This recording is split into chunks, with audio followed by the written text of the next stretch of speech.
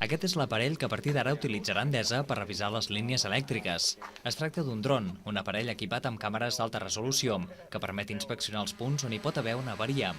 La iniciativa s'ha introduït a la Catalunya central i s'anirà extenent a la resta de comarques. Aquest dilluns al matí s'ha fet la inspecció a aquesta línia entre Sant Fruitós de Bages i Navarcles, amb l'avantatge que amb aquest sistema no s'ha de tallar en cap moment el subministrament elèctric, tal com s'havia de fer amb el sistema tradicional, és a dir, amb un operari penjat a la torre elèctrica.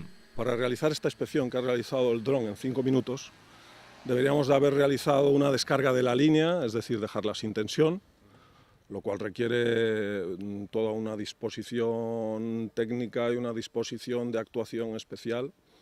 Nos permite también que no tengan que subir personas, con lo cual se inhibe todo riesgo de accidente. Y luego, evidentemente, como habéis visto, la inspección se ha realizado en 5 minutos. Con una actuación humana, esta inspección habría requerido del orden de los 30 a 45 minutos. Un cop el dron està a terra, es poden visualitzar o congelar les imatges tantes vegades com es cregui convenient per detectar possibles anomalies. Aquest sistema no substitueix a les revisions que es fan amb els helicòpters, sinó que és un complement.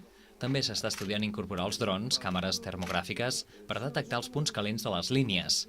Segons el responsable de la Catalunya Central, el cost de les revisions no s'ha vist alterat, perquè per una banda es guanya temps, però per l'altra s'inverteix en aquesta tecnologia, que cada vegada és més utilitzada.